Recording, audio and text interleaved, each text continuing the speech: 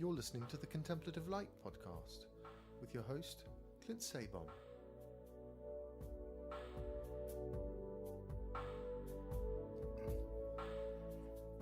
Hey, and welcome to the Contemplative Light podcast. I'm your host, Clint Sabom. Contemplative Light is a community of interfaith spiritual teachers and writers rooted in the Christian contemplative tradition, providing resources for the healing of persons. Contemplative Light, silence, practice, healing. And we have a great class on the Christian mystics where we cover 20 different Christian mystics. We go into their biography, what they did with their life, how they lived day to day, a lot of the mystical lessons they learned and just the spiritual lessons and struggles they had in their life and the ideas and principles that came out of those, as well as their works. So if you're interested, you can click on the link below this podcast and see a little more about what the course offers and if it's right for you. And my guest today is Christiana Peterson, who incidentally wrote a book, Mystics and Misfits, where the Christian mystics play a very central role. The central character, though, is herself. It's a great spiritual memoir where she is very open and transparent about her process, going through a whole lot of different things. And we have a review of it on our website at contemplativelight.com, where under our blog, and Mark Shaw, my partner, did the review. He really liked the book. And Christiana is also very open and transparent in this interview, and I really like the way it came out because there's a candidness to it that is kind of like almost like you're listening in on a conversation rather than a formal interview. All right, so I'm here with Christiana Peterson, author of Mystics and Misfits, that got a glowing review by my partner Mark Shaw on our website. And welcome. Thank you. It's so good to be with you. Yeah. Mark told me actually off the record, because we've kind of gotten to that point where like a lot of publishers send us lots of books and he's just getting swamped in books all the time. And he said, well, this was actually like the one book that I actually wanted to read. I wasn't just reading it to review it for a publisher. Oh, that's so nice to hear. You just never know. Yeah. So he really liked it, and it just sounds like you have a really rich and interesting story, and you're pretty transparent in kind of sharing your own personal journey and struggle and development. And I guess I'm just excited to hear more about that. You want to start and tell us a little bit about your background? Sure. Well, the book follows our time, my husband and me, and then our first child was born when we moved to this intentional community in rural Illinois. We subsequently had 3 more children in our time there, but we were in this community for 8 years, and it was a Mennonite affiliated community. And we were just looking for sort of a different way of being the church and curious about how to do that in a kind of a more radical way. And so we moved there in, I don't remember the year, 2009, 2010, and sort of dove in. My husband became the farm manager there, and it was totally new for us. We had moved from Washington, D.C., and I grew up in a city, so it was just a really new, different way of life, but it really changed our approach to so many things, but particularly how we viewed what it means to be a follower of Jesus, what it means to be a part of a church, what it means to be a person of faith in the world.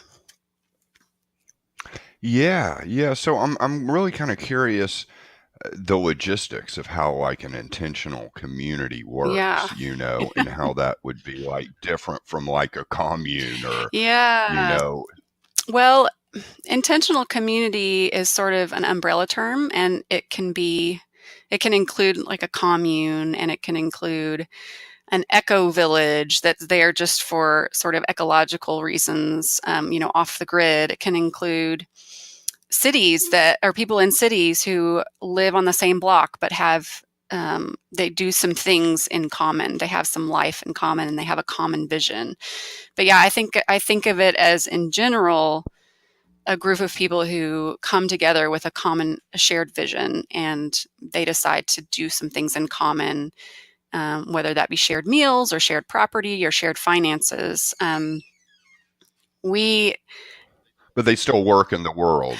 It depends. Some intentional communities are, all of their jobs are in the community, and they, whatever trade or craft they have, that pays for their life. That wasn't the way our community was set up. We had a farm, but that didn't pay for everything. A lot of the people that lived on the property, we had 180 acres, and everybody lived on the property except there was a house in town a mile away, but that was included in the sharing of finances. And some people worked outside. A lot of people worked outside, and that a lot of that money funneled in and allowed us to live in a certain way, at least for a while. It wasn't technically a commune, and we kind of, when we first visited, we used the term commune, and people there were very uncomfortable with that term, just because the community began in the 70s, and they were looking for a alternative to the Back to the Land movement in the 70s, and they didn't want to be labeled as a commune. But it was communal for all intents and purposes. People shared finances, and they lived together, and they did common work. Yeah, and the finances ended up being a problem. It did. Am I right? When we got there, as I said, it had been around in the 70s, so we got there, 30, 40 years after it had started, and that's the way it had started. It was intended to be a financial sharing. There still were shared finances among a small group at the community when we got there, but they weren't requiring people to be a part of shared finances anymore. And in fact, I think it had become sort of unhealthy. So a lot of people had not chosen to join what they called the fellowship, which shared finances. So that was a tension between different groups of people, especially the newer and the older folks. I bet. So, backing up from that, I mean, this is Mennonites, which is sounds like very different from, or a little bit different from what you grew up in. You grew up in the Church of Christ, right? Yeah. I mean, I think once we were there for a while, we saw some similarities between not conservative Mennonites, because a lot of old order or conservative Mennonites, they dress plainly, and they live a lot more simply. But our intentional community was not considered a conservative Mennonite. But there was an emphasis on sort of a more lay-led congregation, which was something that I grew up with. There was a high view of music, and I grew up in an all a cappella tradition. And I think some of the Mennonites sort of come from that. So that's sort of a love for a lot of them as well. So there were some similarities, but the emphasis on peace is a Mennonite thing, but not as much a Church of Christ thing anymore. We found out later that the Church of Christ actually started with an emphasis on pacifism and peace, but it's kind of gotten away from that. But yeah, it was pretty different there. Right. Yeah. The simple living is not as much a part of the Church of Christ anymore, but it is still a part of most Mennonite churches, although they're sort of becoming more integrated with culture than they used to be. Yeah, and so you've drawn a lot of your personal sustenance from the mystics. How do the mystics play out in those two traditions, Church of Christ and Mennonites? Are they open to that, or is that kind of where you become a misfit? I think I've always felt like a misfit, which maybe that's why I was drawn to the mystics. I think both the Mennonite Church and the Church of the Christ, and a lot of more quote unquote conservative churches, a lot of people in those churches are being drawn toward a more mystical, mysterious understanding of God and the life of faith. Because I think for me, growing up in the Church of Christ, a lot of it was about your intellectual assent to God, your belief, your understanding, your knowledge. And Mm-hmm. I think that only takes you so far, and a lot of us start to long for who God really is, and that is so unknowable. So we long for the mystery of God. So I think in a way it was outside of both Mennonite and Church of Christ, but I think a lot of us in those traditions are all being drawn together to the mystics and to more mystical Yeah, faith. that's interesting.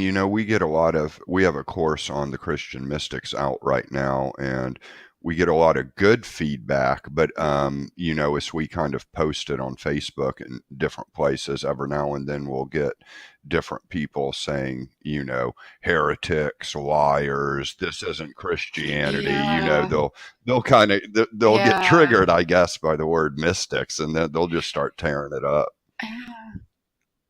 yeah. I haven't had a lot of aggressive feedback, but I have heard from some people some fear about approaching some of this stuff because it feels like for a lot of people they grew up with maybe even a fear of Catholic understandings or Catholicism.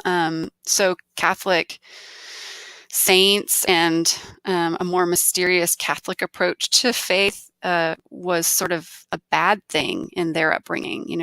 They were afraid of that because um, that was sort of where what Protestants were protesting against. So Yeah, yeah. And there seems to be a fear too of just like you open yourself up and all yes, of a sudden you're like in a yes, horror movie and there's all these like demons flying around or that's something, true. like Yeah, yes, that's true. I have heard that a little bit too. That there is a fear of like a sort of a meditative centering prayer. That what will fill up that space will not be God. It will be something demonic.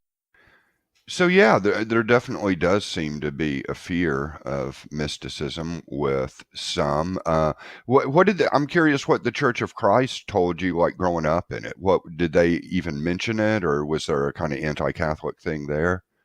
I don't think the anti-Catholic was super strong. I don't think we talked about it a lot, but I think there was a skepticism or a reticence to, we talked about the saints, and that was sort of seen as not something that we do. We don't worship the saints. I mean, not that Catholics worship the saints, but it was sort of seen as worshiping the saints, and we worship Jesus, and so it was seen as a barrier in some ways to worshiping Jesus, that it sort of got you off track a little bit. Like, why would you go that route when it was kind of a way around instead of going straight to Jesus?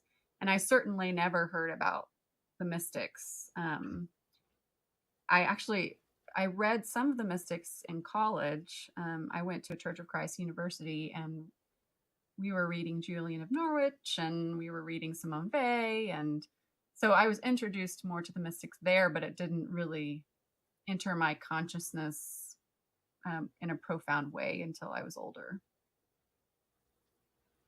Yeah, yeah, it seems to be sometimes something people discover out of struggle and personal pain, suffering. Yes, absolutely.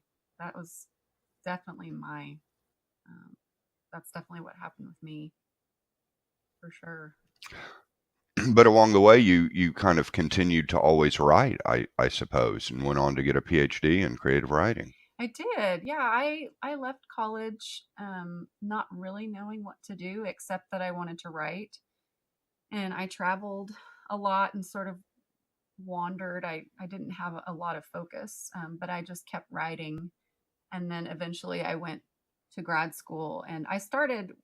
I moved to Scotland in order to do a master's in theology. They had a program there that was called the Institute for Theology, Imagination, and the Arts, and so Huh. Where was that? that was at St Andrews in Scotland Okay. University. And so in their theological college, they had um, this program that it was supposed to be a place where theologians and artists could meet and talk about the imagination and talk about creativity. So it was sort of in its beginning stages, they were open to artists who weren't as steeped in theology to come and influence theology, which I thought was a really, really neat thing.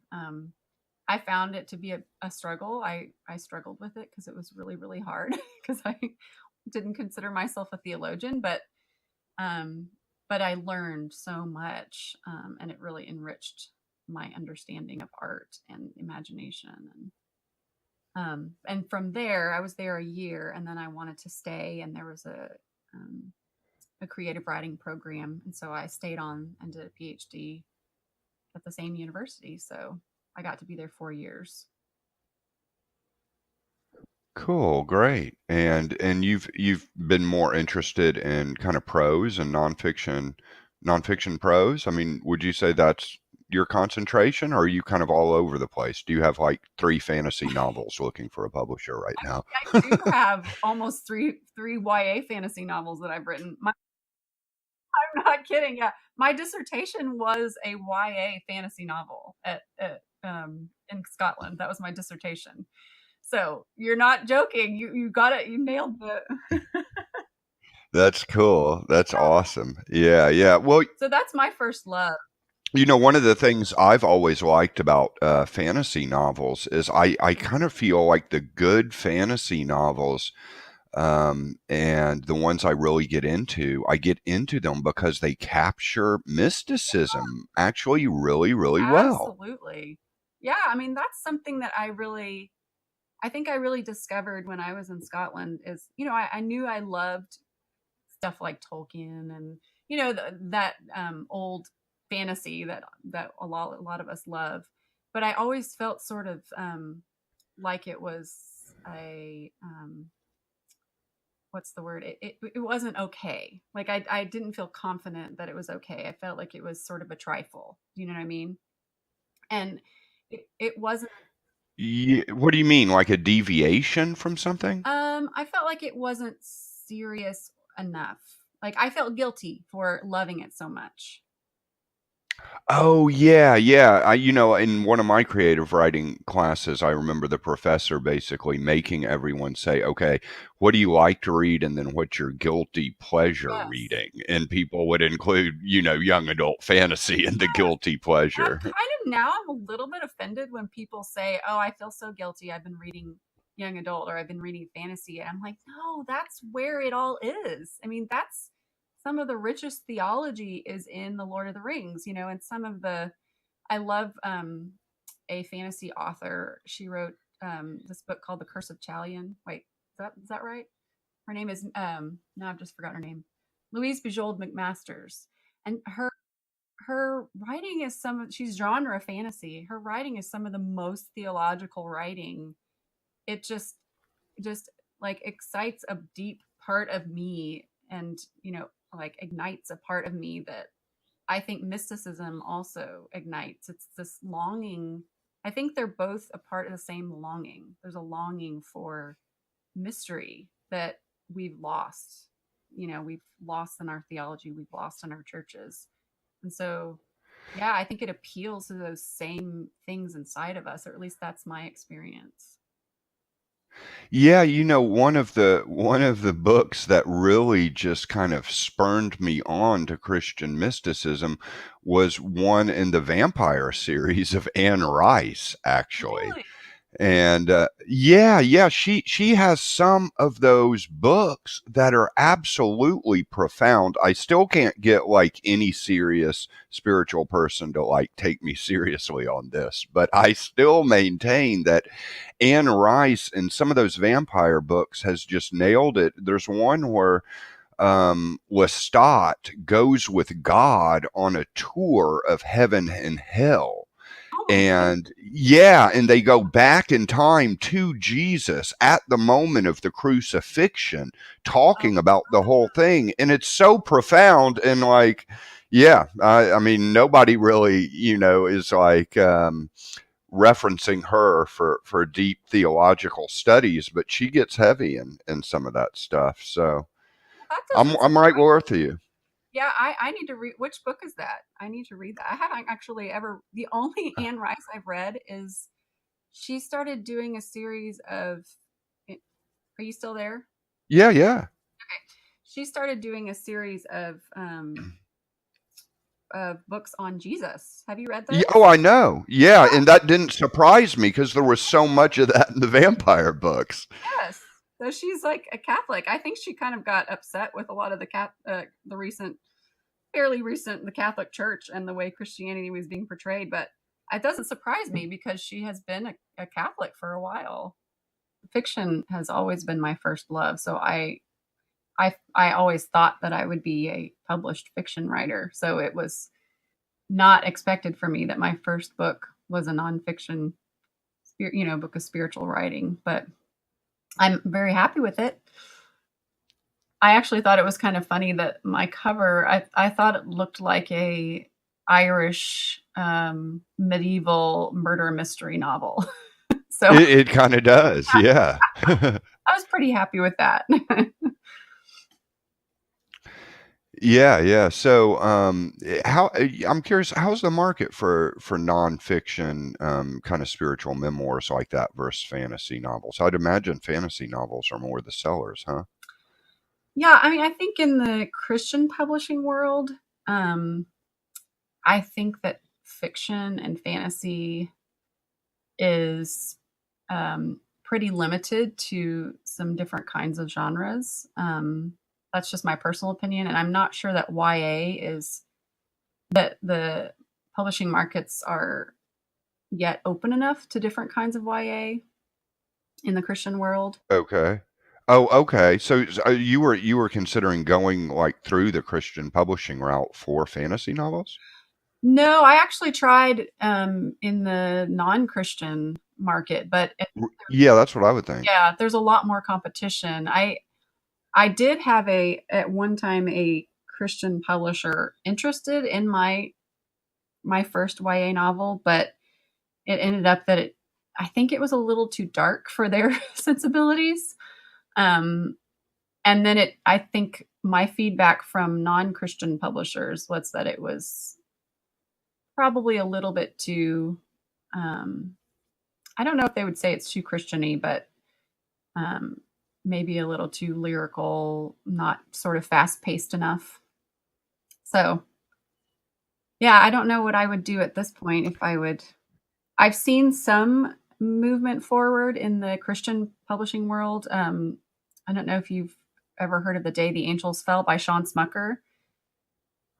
No, but it sounds interesting. Yeah, he's written a really beautiful. So far, there's 2 books in the series, but they're YA books, and they're just really exploring some themes that would be considered in the past darker for Christian publishing, and I feel like he's opening the door a little bit for a little more of that kind of fiction. A lot of Christian fiction now is Amish fiction. So it's nice to see That's interesting. a broader palette and all of that. Well, too, sometimes I've written for some magazines about like the TV show The Exorcist, actually. So I've gotten personally into different horror movies that kind of would deal with exorcism, but it seems like in recent years they've come out almost flooding the market with just a lot of bad movies in that genre. But I think that originally there's been some good kind of Christian spiritual mystical themes in the horror genre at times. Yeah, I haven't read a lot in the horror genre, so I wouldn't know that. But I do know that. Do you know Sick Pilgrim, the blog? No? Oh, I think you should check out Sick Pilgrim. Jessica Mesman Griffith is sort of the head of Sick Pilgrim, and it's been a blog that's been around for a couple of years with Catholic origins, but they have dark devotionals, and they explore darker Catholic themes, not even just Catholic. And they talk about horror and sort of some of the more dark fantasy genres. And oh, cool. So it's like a gothic mysticism kind of. Yeah, I think that would be a good word for it. They explore a lot of that I think I've heard Jessica sort of talk about how that kind of thing, sort of the almost magical, mystical side of Catholicism drew her back to the Catholic Church, because there is that feeling, the mystical, mysterious feeling of, being in a Catholic service and their approach to Christianity in a lot of ways. So you should check them out. They've done some really interesting things. Cool. Yeah, I will definitely. So if you want to mix, like, our own experience with maybe what we could read in fantasy novels, and a lot of times in fantasy novels they'll have like another world, it's like there's the base world and then there's the other world, and certainly mystics, probably less the Christian mystics than other traditions, have talked about like kind of other dimensions and things. Have you had any experiences with that? You mean personally, or just? Yeah, personally.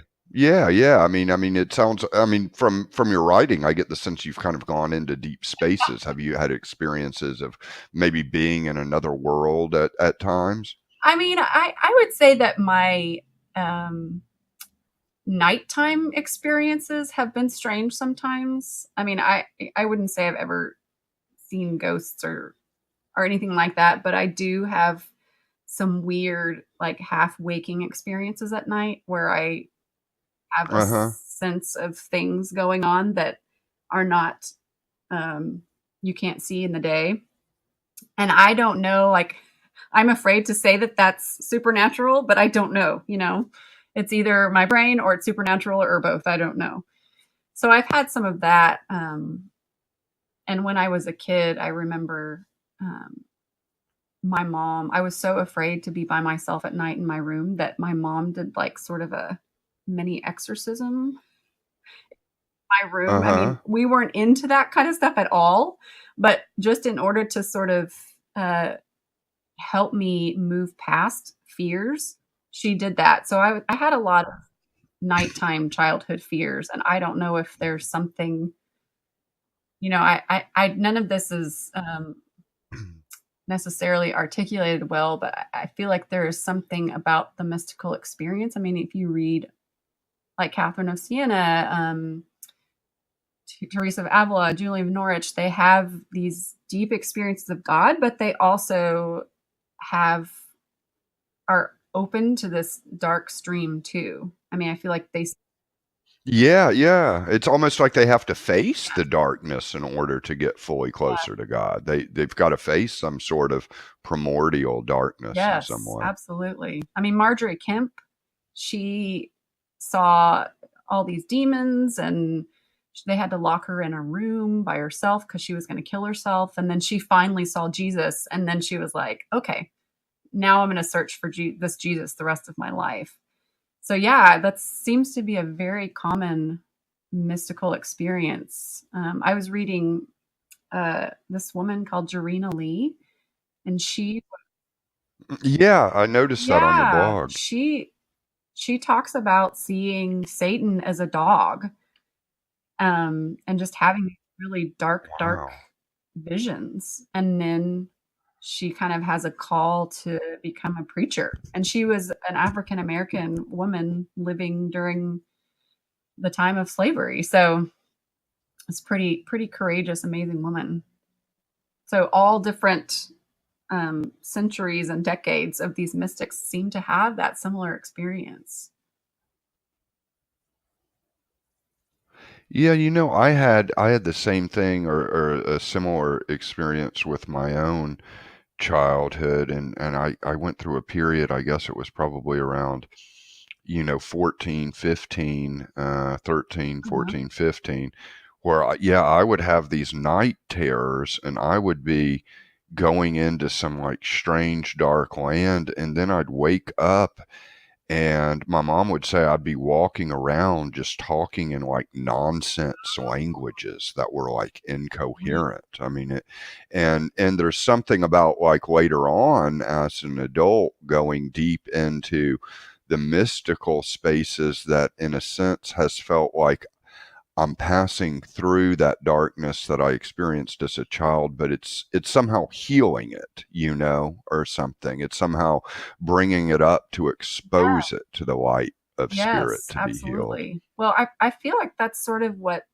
happens, or what's happened in my experience of centering prayer, is that you do, and I mean, some of that darkness does come up, I mean, I guess maybe that's the fear of some people, that darkness will fill in the void, but I think what it does is the darkness comes up into the light, and you're in the presence of God, and God is redeeming that as well. Yeah.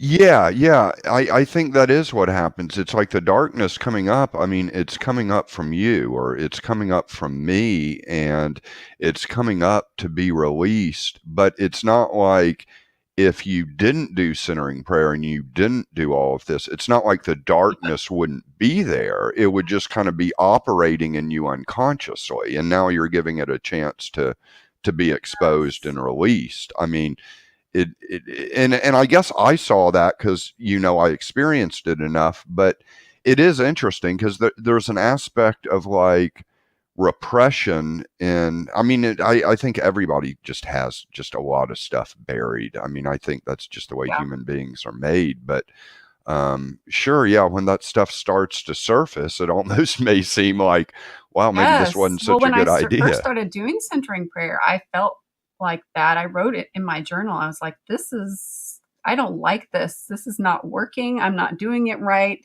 because you're thinking that it's supposed to bring you peace. Meditative mindfulness is supposed to bring you peace, but sometimes it's kind of ugly.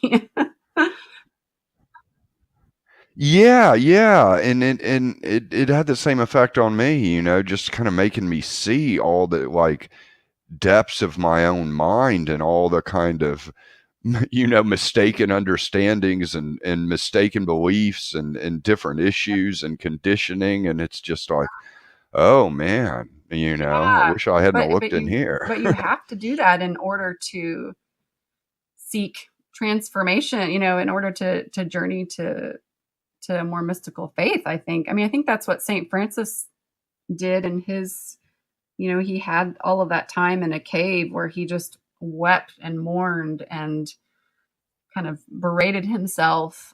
So I think that was the spiritual darkness. And then he came out ready to start this ministry and change the face of the church for good.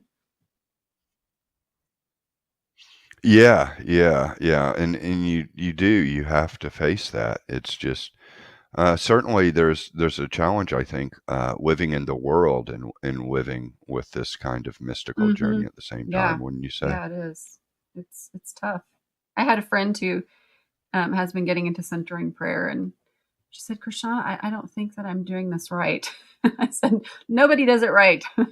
That's the point. It's not a right or wrong. You just do it, and it's not always fun, but it's moving you toward a good place.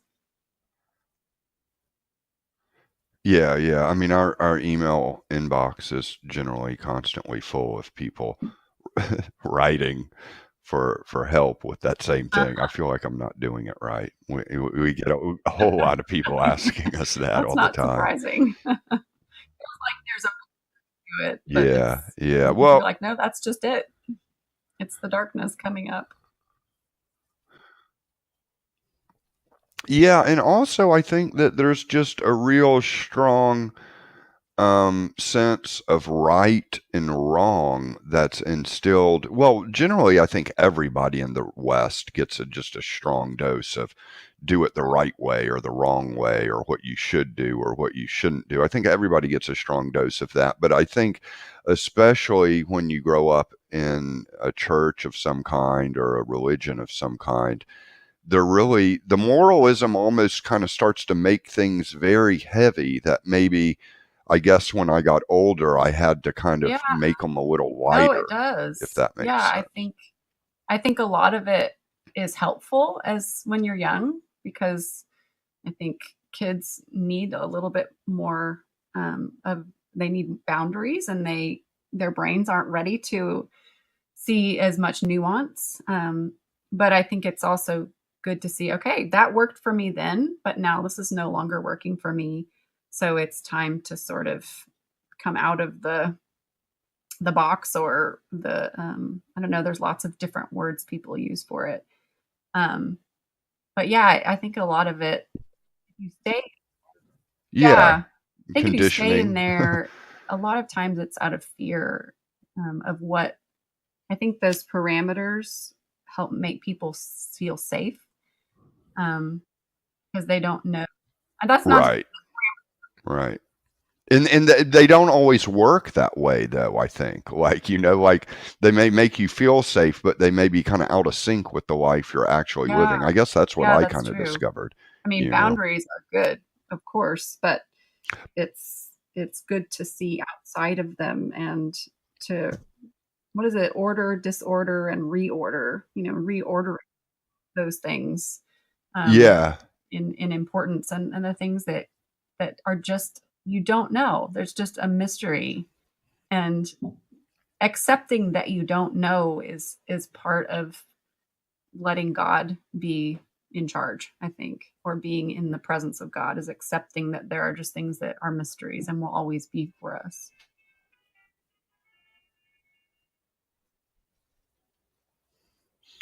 yeah, definitely. I think you bring up a good point about the kids too, because I think a lot of the stuff you get as far as the shoulds and shouldn'ts and rights and wrongs is really just because you're a kid, and adults just kind of want you to like get in line so they don't have to worry about you too much.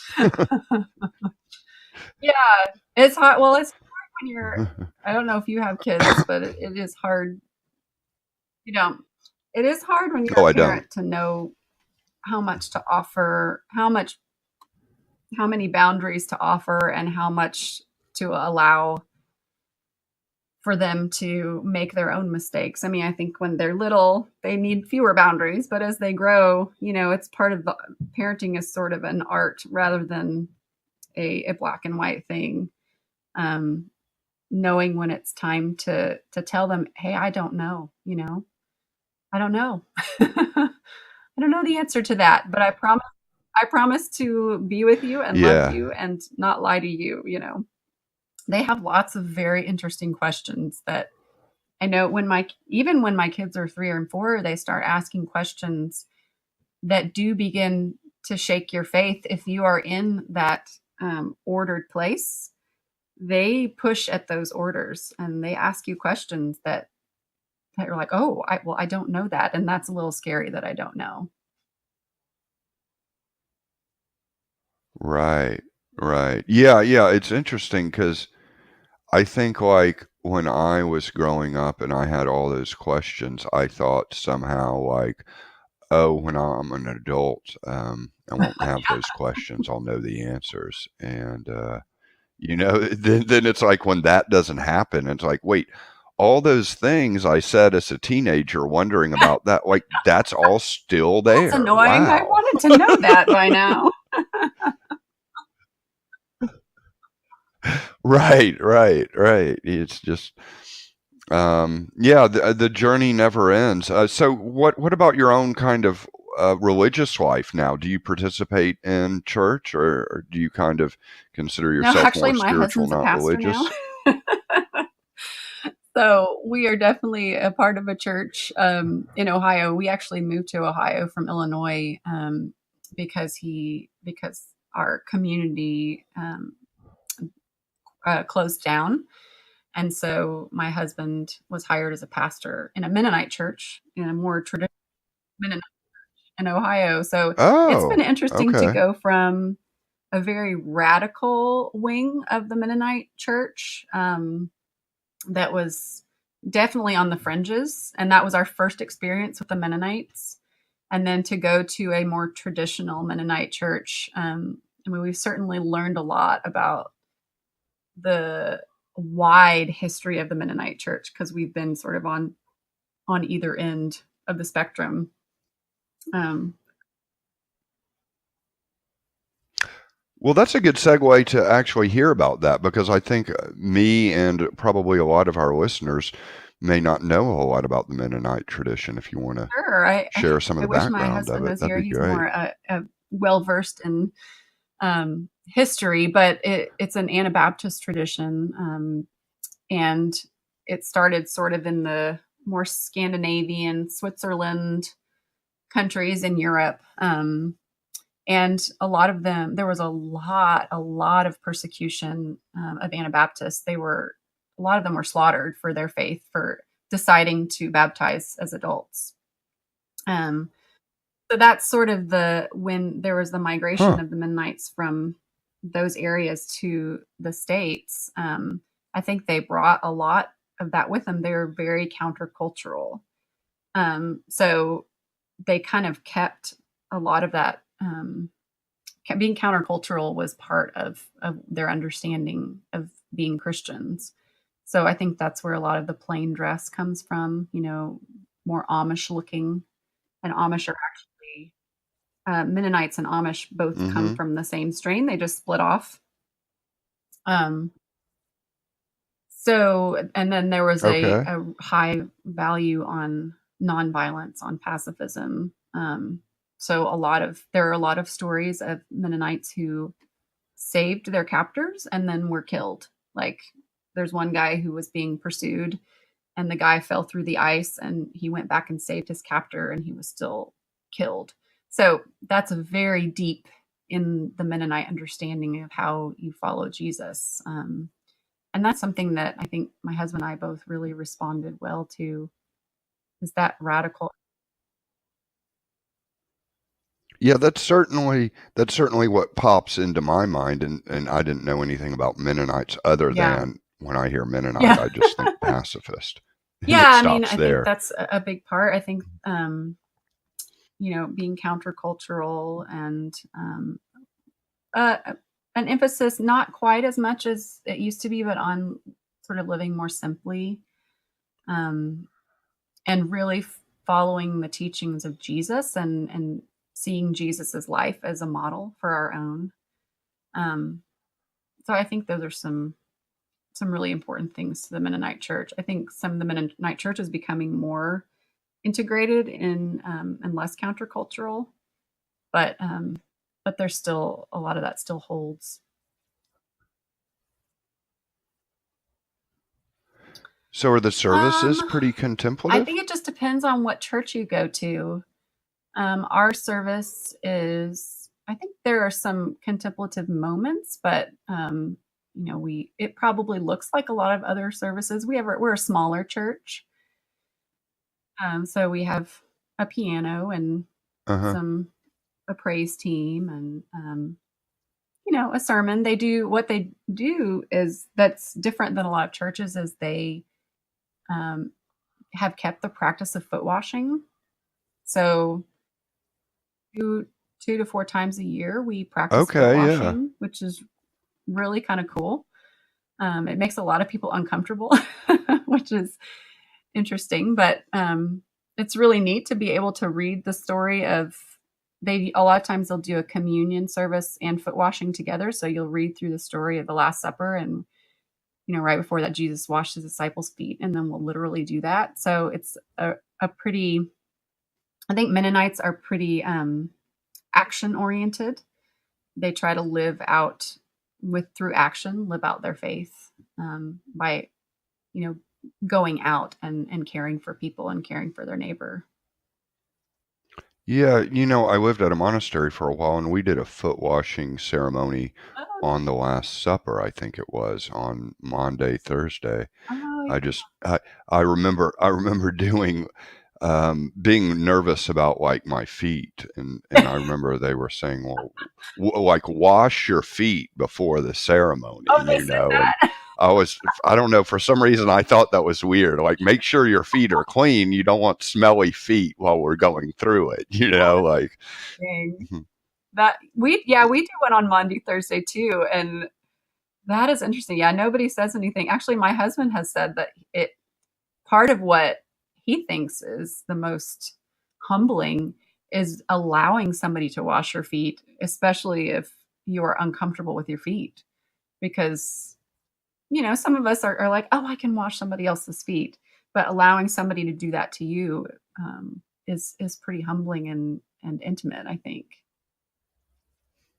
Yeah, yeah, and I mean, I think the feet are kind of the basis of everything, and really easy to ignore. Yeah. Um, just for, I mean, I've noticed that in contemplative meditation, as far as just a lot of kind of energy concentrates right down there at the bottom, at the root. And Oh, so taking good care of your feet, that's like the trunk of the tree, and in the meditative process, kind of. I've never thought about that.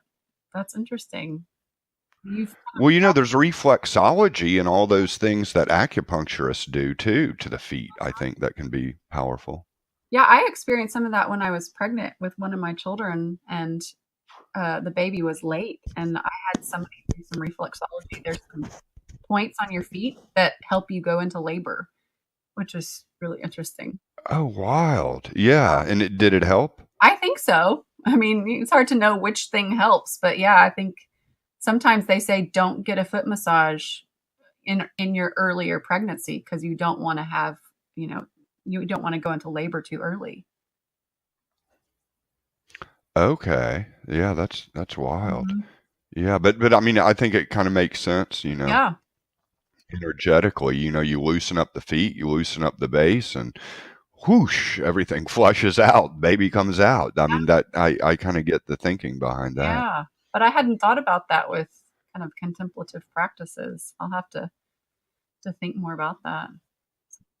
Well, what I noticed is, I mean, and this is just, I mean, this isn't necessarily everybody's issue, but what I noticed is, going deeper, it was kind of like I would be deeper kind of in a heart space, or in a kind of head space, but like, a lot of whatever my blocks were, or any sort of stored emotions, a lot of times they were kind of stored in the thighs and the legs. So I had to start making, like, leg exercises and stretches, things like that, Uh-huh.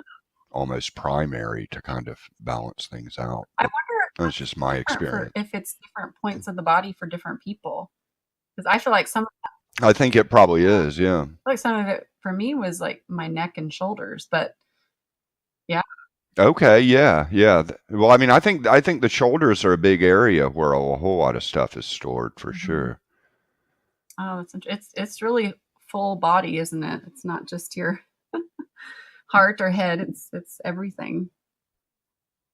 Yeah, yeah, it is, and it can be tricky. I mean, because I mean, I've spent a fair amount of time in school, and reading and writing, and just thinking, as you have, and it's easy to get stuck in the head doing all that stuff, I Yeah. think.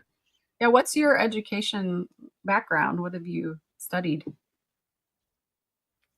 Well, I did undergraduate. I did creative writing and religious Oh, studies, for like my first BA. Yeah, and then I did a really weird thing where I got like a second oh, BA, and ended up doing like Spanish and Spanish oh, literature. And I'll say, man, that learning another language, and then I ended up marrying a woman from Brazil, and so she speaks Spanish and Portuguese, and so I'd learned Portuguese too, and so we've been married for like 7 years, and with some of the English and Spanish and Portuguese, all floating through the system, I'll tell you, man, that language, I mean, that can confuse parts of my brain that are not about language. It was really disorienting, all those languages flying around. It felt like I was in a, you know I don't know, just getting kind of tossed about well, mentally. It they really do say weird. that. I mean, learning more languages can often make you more empathetic. I mean, it does expand your brain in ways that nothing else can do. That's interesting. I certainly am very, very empathetic, but I guess, the downside of the empathy and the space that's opened up within me from it is probably more of a sense of disorder, because also Latin America, and probably, all sorts of other countries, sometimes I feel like they almost have entirely different wavelengths than America. I mean, America is just very, I guess I've heard them say masculinist or, cubist, but it's, it just really seems all about straight lines and order and efficiency. And other cultures aren't necessarily like that. So it's Yeah, I had a crazy. friend who lived in Brazil for several years. Her husband grew up Uh, as yeah. a missionary kid, and yeah, there's a totally different approach to. I mean, it's sort of cliche, and it's not always true, but time and hospitality, and yeah, what you spend your time on, and that it it is integrated into the language and the way it's spoken and structured and all of that, I would think. Oh, definitely. I mean, that's true from my experience. I've been to Brazil twice, and yeah, everything like that, time and relating to people and what you're spending time on and the way you're going about thinking about Mhm. things. And I don't know, it felt like there was just a lot of getting caught up in the moment, talking to people, just a Yeah. lot of that. Well, and we're sort of trained to think that progress is in other countries is moving toward what we understand as success and progress, when in reality that's not always true.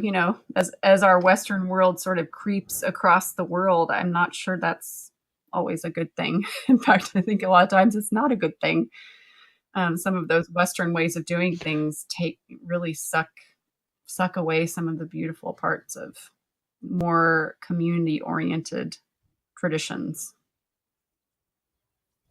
Well, I saw so much of the kind of globalization too happening in places in Latin America, and I mean, we did a hard marketing sell in the rest of the world of all this, kind of stuff. And I mean, heck, you could be in some place where they have like some local village with a local, restaurant. Everybody's gone there for years as a communal thing. But if they hear like a McDonald's is moving Yeah, in, like down the street, everybody wants yeah. that.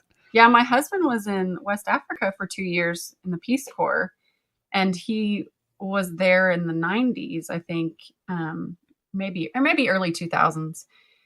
And there was no cell phones. It was in a remote village. There was one computer like a couple hours away, and he was very much isolated in a lot of ways. And then he went back and visited a couple of years ago, and he was just shocked in this remote village that there were people walking around with cell phones, and it was just such a different. Peace Corps volunteers now had such a different experience than he did, because there's just always access to home and to what you were used to. And yeah, it's just an interesting infiltration of some of these Western things.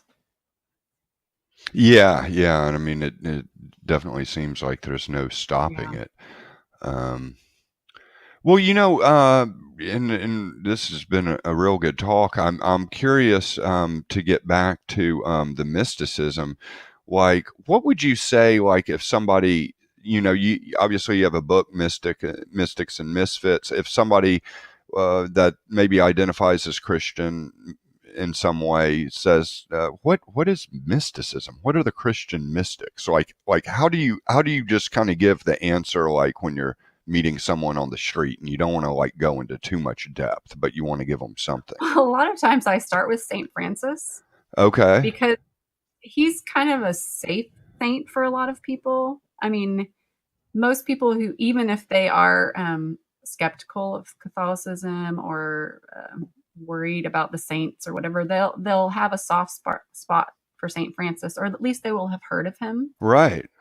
So if I say, I study or I write about the Christian mystics, I will say, like Saint Francis, he was a Christian mystic. He was transformed by a powerful unity with God, I guess. So I kind of start with him because I think most people see him in a positive light. And yeah, I guess I would say that mysticism is just a longing to have the journey of a longing to have a deeper connection with God, beyond just your head and your knowledge of the scriptures or of belief. It's just a longing to know God and to be content in God's presence and in the mystery of who God is. So I guess that's might be what I would say. Yeah, yeah, that's good. Yeah, because I have found that most people are interested and open that I have encountered. I haven't encountered a lot of negativity. I'm sure if more people had read my book, then there might be more negative feedback. But most people seem who have read the book have seemed really interested in. I had somebody ask me, "What do you think it means to be a mystic?" And I think I kind of gave that simple answer. It's a deep longing for God and to always be seeking God. Because I think that's what a lot of people who are not satisfied anymore with their religious experiences or understanding, that's what they want, is a deeper connection, a transformative connection with God. And that seems to speak to a lot of people. Yeah, you hinted at the fact that if they had read the book, there might be some negative feedback. It made me curious about the fact of, because you share so much in your writing and you're open. I'm curious, have there been any people in your life that you knew now or in the past that read your book and then afterwards were like, Christiana, that's what you were thinking, like that, Everybody's been, I mean, the people that have talked to me have been very kind. So I'm sure that there are some people who read it and been like, oh boy. But I've had people from my past that maybe I haven't necessarily kept up with, or, maybe I know them on Facebook, but I haven't kept up with them, who have said, oh, okay, it's good to keep updated with what your life has been like and what you've been through or the things you've experienced. So I've had, and even some of the people that I grew up with at church or who maybe were older than me at church have been really, really kind to me about appreciating. I think that there are a lot more misfits than we know. And I think the people who have resonated with the book have felt like misfits already. So I'm sometimes surprised to hear of somebody from my past that have said, oh, I really have felt that way. Because I think a lot more people feel that way than express it.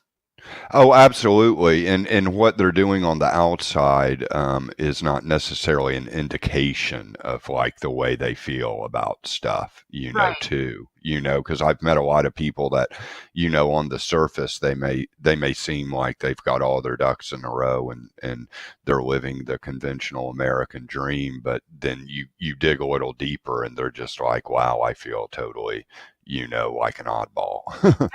I mean, nobody is normal. I mean, who is normal? I think it just gives permission for people. I didn't intend for it to spill my guts in the book. And there was a lot of stuff I edited out, but I think I have heard from people that they were surprised by my honesty, which I'm like, what did I say? I don't know. Maybe I was too honest. But I think it does give permission for people to say, I feel that way too. And thank you for saying that, because that's the best thing for a writer to hear. Like, I resonate with that. I feel that way too. Yeah. Be able to give people the gift of feeling less alone is a gift to me and an honor.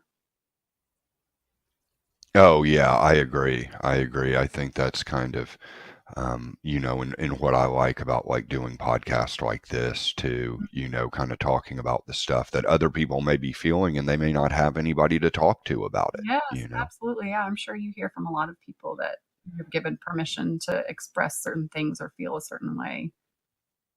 Sure. Yeah, exactly. And I've needed that at some points in my life, and so yeah, to give some of that back is great as well. And I get to meet cool people like you too. Oh, thank you. It's been fun to.